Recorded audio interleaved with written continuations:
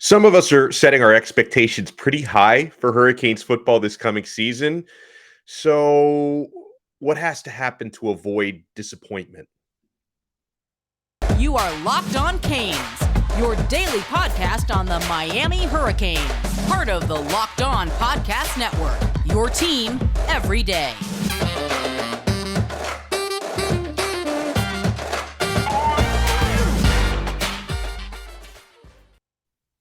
I am Alex Donno, your host. I'm a University of Miami alumnus, longtime South Florida sports radio vet, and contributor to allhurricanes.com. And thank you so much for making Locked On Canes your first listen today. We are available free wherever you get your podcasts and available free on YouTube. So I brought up the possibility of disappointment because I was looking at this college football piece, a featured piece on Bleacher Report, and they display 6 programs in 2022 that they think are likely to disappoint their fans this year. And the very first team that they put on their list were the Miami Hurricanes. They hate us because they ain't us, right? People love talking about the U. We've got a little bit of buzz, and then the haters are coming out of the woodwork. So here's what they say about Miami. First, they give you their championship odds, Miami plus 9,000. So that means if you fly over to Vegas or if you check out the odds with our friends betonline.net, you place a $100 bet on the Canes. If they win the national championship, you win $9,000 on that $100 bet. That doesn't sound so bad to me, my friends. Miami's over-under win total is 8.5. Here's what they write about the Canes supposedly setting us up for disappointment. It's the same old song and dance, right? They say Miami has typically had a talented roster that underperforms on the field. I see no lies there, if I'm being honest, but different coaching staffs. They continue. Following a 10-win season and legitimate college football playoff flirtation back in 2017, the Hurricanes have managed a 28-18 regular season mark that has included some truly inexplicable losses. Again, I see no lies there. Still, the debut season for Mario Cristobal could be quite strong, they say. Tyler Van Dyke is still one of the nation's most promising quarterbacks, while trips to Texas A&M and Clemson loom large. Miami isn't lacking for talent relative to the ACC Coastal. But the Canes have numerous uncertainties, they say. Who will step up at receiver after the departures of Charleston Rambo and Mike Harley Jr.? Actually, they're right about that again. I feel like whoever wrote this must watch this show because they're hitting on a lot of our big-time topics here on Locked On Canes. Will the running game stop being toothless, they say? Can the defense tackle consistently? Does a transfer-filled defensive line have a reliable pass rusher, they say? Cristobal's arrival has already been a huge victory for the recruiting trail, but Miami needs to win. I thought that the synopsis was fantastic, actually. I think that they hit on all the big storylines. I don't really see why they put Miami on top of their list as teams likely to disappoint their fans, because you look at the rest of their list. I agree with a lot of it. I think there's one team that they're definitely leaving out. So they've got Miami at the top of their list. Then they have the Texas Longhorns. I think Texas could have been at the top of the list. Like Miami was 7-5 last year. Texas was 5-7 last year. 0 players drafted last year. Miami had 1 player drafted. Texas had 0. And yet the Longhorns, they've got a lot of buzz. The way Miami has a lot of buzz, I think Texas has even more buzz than Miami has right now. So I agree that they could potentially disappoint. They got the Wisconsin Badgers next on the list. Then they have the Notre Dame Fighting Irish on the list. Yeah, I don't think Notre Dame is going to follow up getting into the college football playoff like they did last year. Then they've got the Texas A&M Aggies as number 5. That's interesting because Miami and Texas A&M go head-to-head this year. So if Texas A&M and Miami are both destined to disappoint their fans, does that mean maybe Texas A&M will disappoint their fans when Miami comes in and beats them? Or do they end the game in a tie and they both disappoint their fans? And then the last one on their list are the Utah Utes. I was a little surprised that USC didn't make their list because I feel like USC has a ton of buzz this year. And I've even had people asking questions to the show, and you can follow us on Twitter at Locked On Canes. Follow us, and we will follow you back. And when you tweet us at Locked On Canes, we'll probably answer it. We may answer it on the show. I had a couple people tweeting us like, after the AP rankings came out, Miami's number 16, by the way. We did a video on that yesterday, and an audio podcast on that as well yesterday. Why USC is like everybody has them in their top 10. And, Lincoln Riley, great coach, but he's a media darling. And they had a very good transfer portal, USC, good recruiting, same as Miami. But I think USC, if anything, they're a little overrated because I think that they're definitely not better than Oregon or Utah within their own conference, and they get a ton of buzz. So I thought USC was one that was left off the list.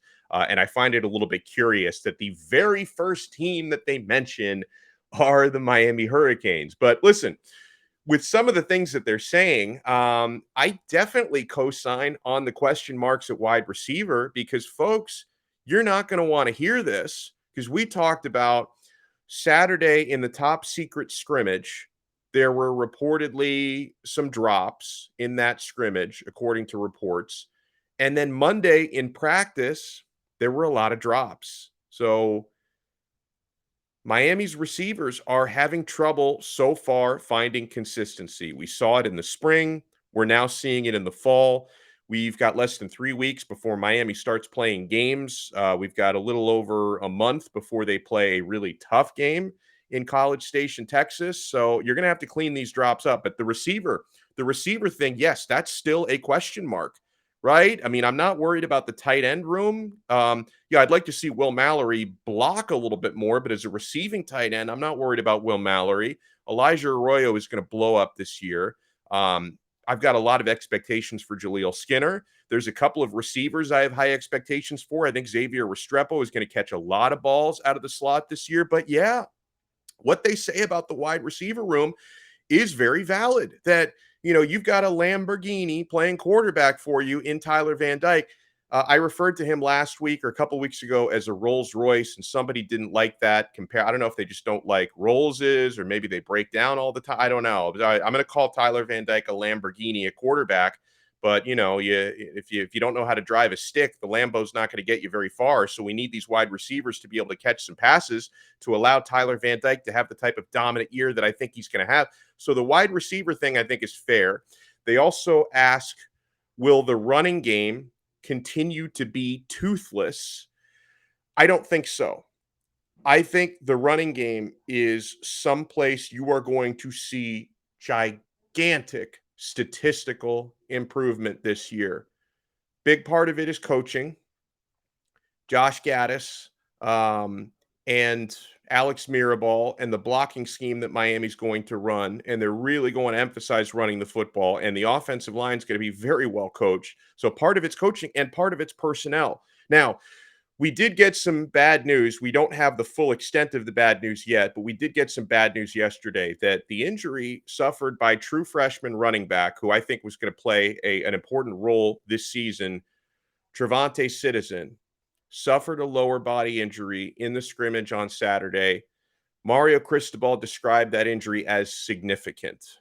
We don't yet have the final diagnosis or the final word as to exactly what the injury is and exactly how long he's going to be out. But everything that I'm hearing over the past 24 hours is not good. So I think Citizen is going to end up missing significant time, which is unfortunate. But even despite that, between Jalen Knighton and Henry Parrish, who are both looking very good so far in camp, and Don Chaney, who's looking very good, back healthy, and Thad Franklin, Miami is at least 4 deep at the running back position. So the running game, in my humble opinion, will be anything but toothless. So I can give you no guarantees on the wide receivers stopping dropping passes, but I can give you darn near guarantees that the running back room is going to be a big time strength of this team. So I know that was one of their questions. They also say, does a transfer filled defensive line have a reliable pass rusher? I expect the answer to that question will also be yes. Between Mesidor and Agude, and you got some good defensive tackles as well in Moultrie and Daryl Jackson, who we're really high on this show, and guys who have been here like Jafari Harvey, I think can step up big time. And even a couple of the true freshmen, I think, can step up. I think Miami is going to be, they had a down year last year when it came to sacks. They had a down year last year. I think Miami is going to be trending up big time from a pass rushing standpoint, and it's going to make a thin linebacking core look better because the defensive line is going to be wreaking havoc in the backfield. That's going to make life a lot easier for a linebacking core that's not very deep. And it's going to make life a lot easier for a loaded secondary, which is going to have the opportunity to pick off a lot of passes if quarterbacks are running for their lives and forcing some questionable throws. So, out of those questions that they ask, I think everything is trending up, except we need more time to figure out the consistency at wide receiver. And guys, to avoid disappointment, and you also have to ask yourselves, what do you consider to be disappointment this year? I think anything less than 9 wins. The over-under you saw was 8.5. I think anything less than 9 wins, I would consider to be a disappointing season. There are levels to disappointment. 8 wins might be a mild disappointment. 6 or 7 wins, tremendous disappointment. But I think anything under 9 games, that's where I draw the line in the sand, okay? When we come back, I want to talk about the X factor players who are going to help you grind out wins. When you think about Miami at 7-5 last year, how close they were to being a 9 or 10 win team, leaving just a play or two on the field in so many of their losses, right? You think about how close Miami was, and maybe if they'd made a few of those plays, Mario Cristobal wouldn't be here right now. So it might be a blessing in disguise. But Miami needs the X factors to line up this year. So I have compiled my own list of Hurricanes football players who are a little bit less heralded. I'm not going to give you guys like Tyler Van Dyke and James Williams and Leonard Taylor, who are big name guys who were all expected to do big things this year. I'm going to give you unheralded Hurricanes players who may not be number one in the depth chart at their position, who I think are going to be X factors this year and are going to help you be the difference between 7 or 8 wins or 9, 10, 11 wins. That these X factor players are the ones who are going to step up and make the difference. We got some good submissions from you guys as well. Also on this episode, we have some rumblings about recruiting potential flips, but not the way we like them, not flipping players to Miami, potentially flipping players from Miami that I want to get to.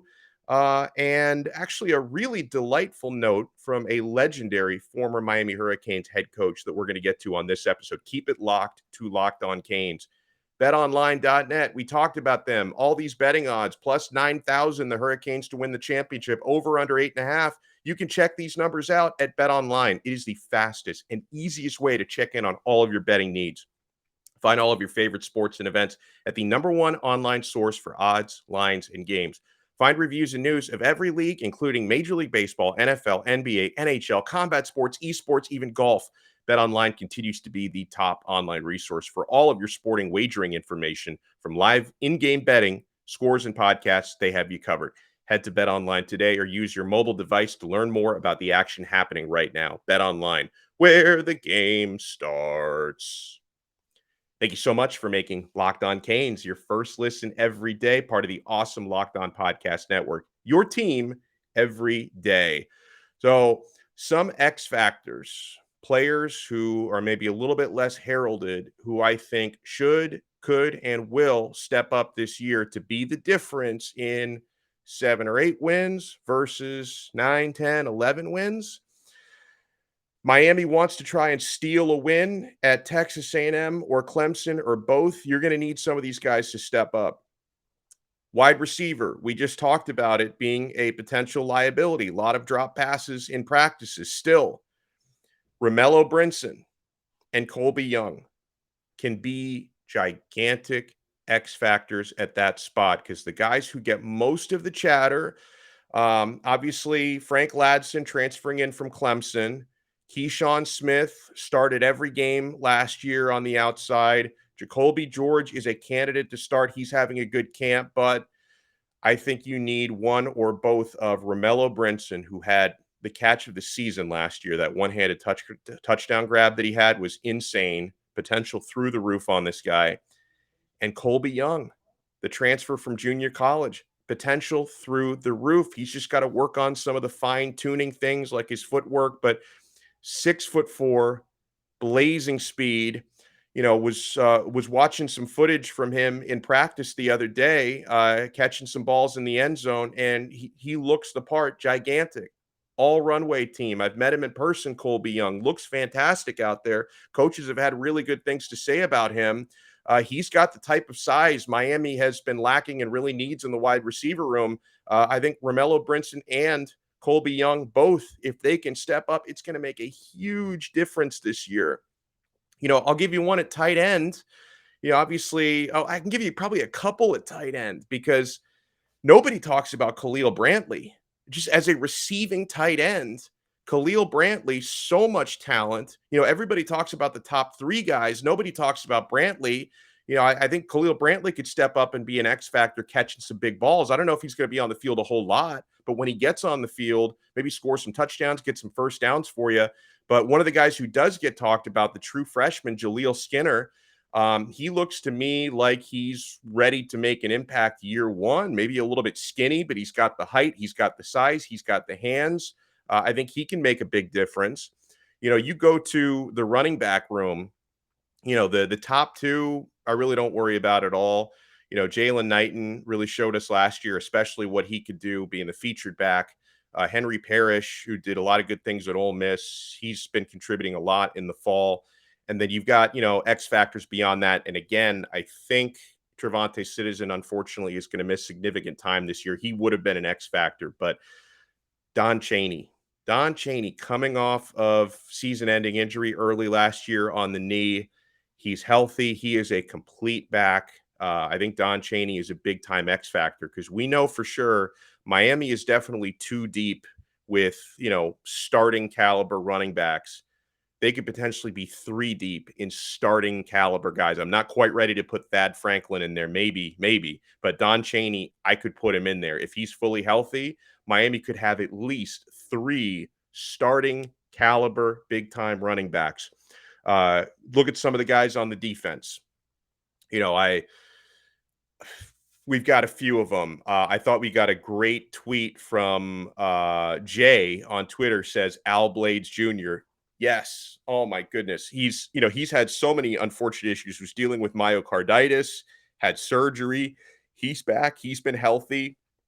I think for the past 5 months, he's been fully healthy. Al Blades is ready to go. Keep on that family legacy. The Blades family, one of the greatest groups of guys to ever put on the uniform. He's the son of Al Blades Sr. Please, I hope he's a big factor this year. Blanding DJ says, I wouldn't say X factors because these guys we all know about. He says Jacoby George and Leonard Taylor. Obviously, I hope both of them step up and have big years. At Cosmo251 on Twitter says Gilbert Fryerson. Yes, please give me some of that Fryerson dominance. I love that. He looked really good in spring, had a really good spring game. He's going to play a major role at the star position, potentially a linebacker as well. I would love to see Gil have a big year. A couple more that I throw in on my list. Avante Williams at safety. And I say that we know the safety room is deep, obviously. We know that between Kinchins, Avante, James, very, very deep at safety. But Avante is a guy who's looked, I think, especially good in fall practice so far. And I think he's really going to step up. And it's a great problem Miami has, that they have, 3 starting caliber safeties anywhere in the country at least. I also throw in Darrell Jackson at defensive tackle. With his size and his length at DT, this guy's going to be dangerous. And true freshman, Nigel Kelly at edge rusher. He's ready to go. He already has the size and the girth at about 240, 245 pounds, making big gains in that strength room like a lot of these players are. I think Nigel is someone who can step up and produce some sacks, TFL, wreak some havoc in the backfield.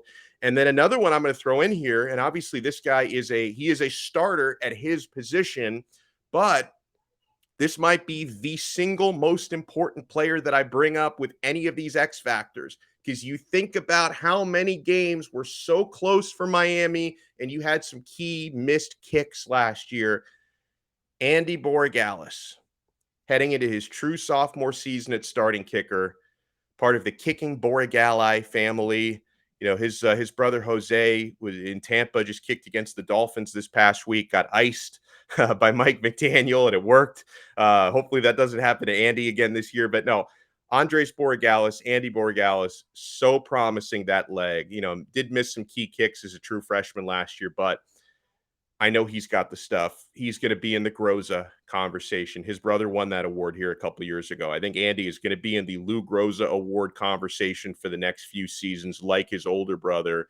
And yeah, if he can, because I think Miami's going to have some close games again that come down to kicks at the end of it. If he can be clutch from 45 to 55 yards out, you know, we're going to be talking about a special year. So I think Boragalus is going to be a big time X factor. And yeah, you could also say that about old man Lou Headley.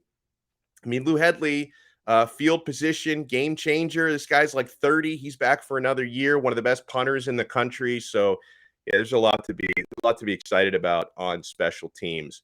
Was interesting watching the comments after practice yesterday from transfer linebacker Caleb Johnson. I'm not going to call him an X factor because we've been talking for months about how important Caleb is going to be, how he could be the savior of that linebacking core.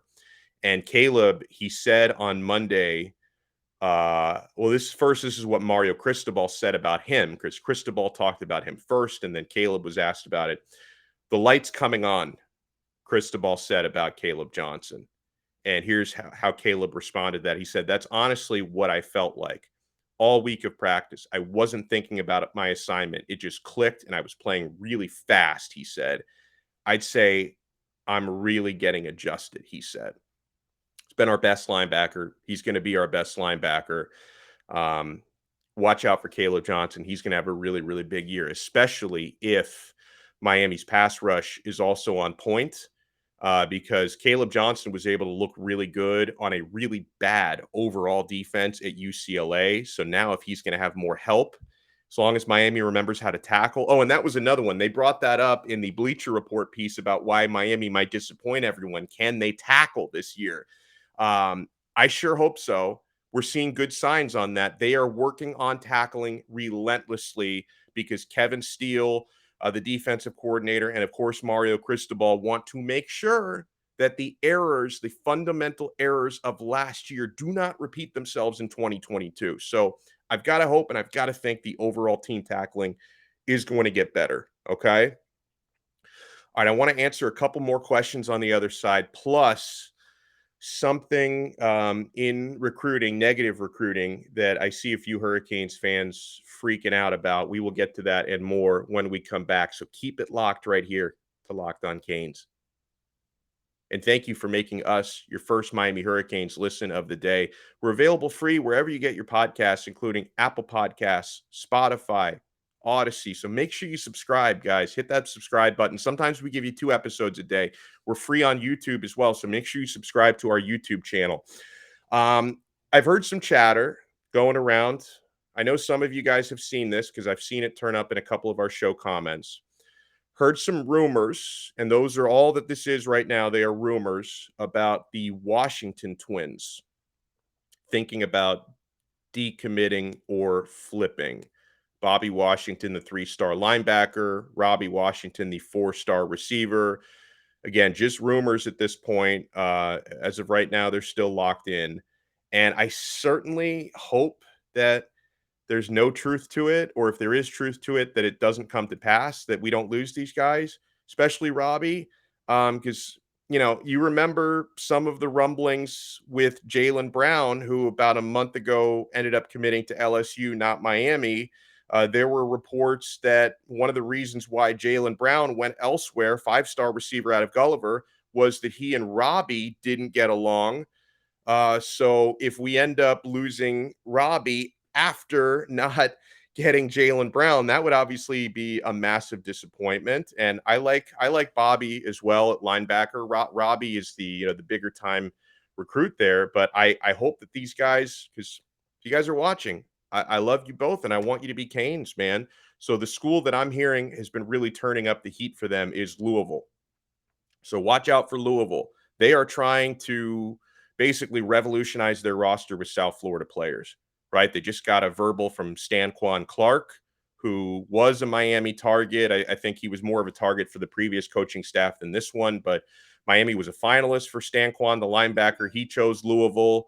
William Foles, the wide receiver, 4-star guy, avant-garde / Dade Christian. He went to Louisville recently. So Louisville, they're trying to do what Charlie Strong used to do when he was coaching Louisville. It's come into South Florida and raid all the talent. And now they're trying to flip guys. And again, I say this on the show a lot because we talk sometimes on Locked On Canes about players Miami is trying to flip from other schools like Jurion Dickey. It is a double-edged sword. Same way Miami is trying to flip commits from other schools are constantly trying to flip players from Miami. So watch out for Louisville on this one, okay? Got a question from Rocky Top Kane 904 on Twitter. He says, hey, what about the future of the cornerback room? From the projected depth chart I've seen, about 4 of the 9 on it could be gone after this season. Any cornerbacks that you think should be top targets? And does the U land any top recruits there? So we already do have for 2023 a 4-star corner, Robert Stafford, who I think is going to do good things at the U. And there are other guys we're looking at. Now, the thing is, with corner, a lot of the top guys are just waiting to make their announcements that they're going to let this play out into the fall, because I know Miami is very hot on the heels of Damari Brown, who's a 4-star, I believe. And Damari has said, he wants to watch Miami play, see how they look early in the season before he really makes up his mind about Miami.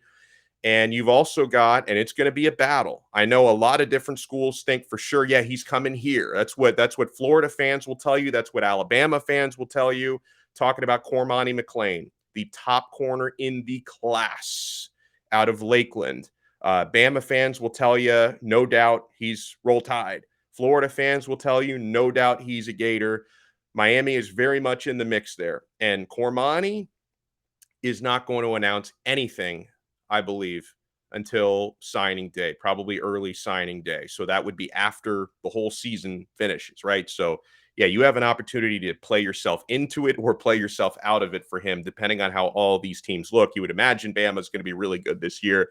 The jury is still out on Florida and Miami, what type of seasons they're going to have this year. But and really, I've been told for months, and I know Florida feels very confident there, but I've been told for months that it's really, recruiting wise, it's really been like a tug of war between Miami and Alabama for Cormani McClain, who's the top prize. So the Hurricanes have big fish that they are trying to reel in at cornerback before National Signing Day in December and then late signing day in February. But some of these guys are they're taking their time. They're not in any rush to make announcements. Okay.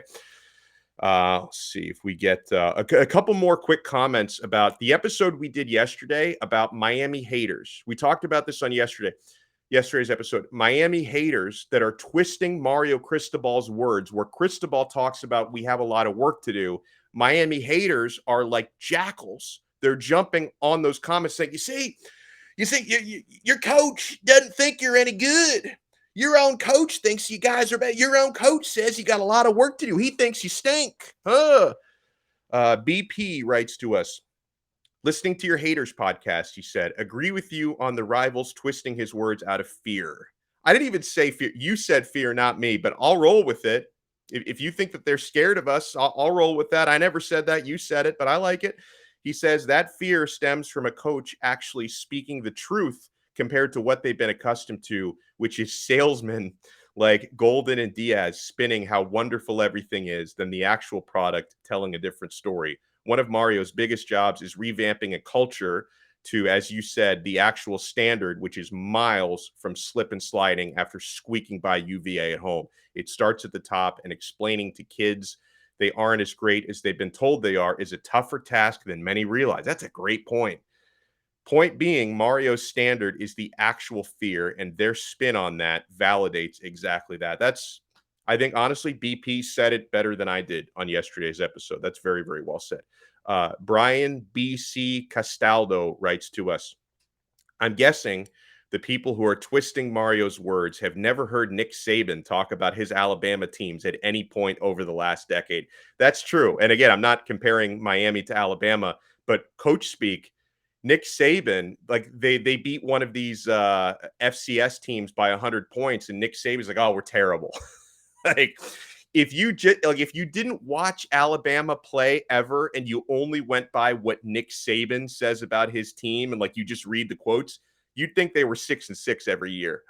Like Mario has those same standards. Like Mario's never going to tell you everything is sunshine and roses because no matter how good or how bad his team is, he's always going to want them to be better and he's always going to raise the standard as the play improves. Oh man, I'm looking at my notes right now. Folks, we left some stuff on the table we're going to have to talk about on tomorrow's episode because I still want to get to Jimmy Johnson saying some really, really nice things about Mario and the way the Canes are moving right now. So it's going to be a long tease, guys. We're going to talk about this more tomorrow. We're also going to have recruiting tomorrow with John Garcia Jr. So thank you so much for making us your first listen. Go and make Locked On ACC your second listen every day. Candace Cooper and the local experts take you across the conference in 30 minutes. Make Locked On ACC your second listen. Thank you for making us your first. We'll talk to you next time on another episode of Locked On Canes, part of the Locked On Podcast Network. Your team every day.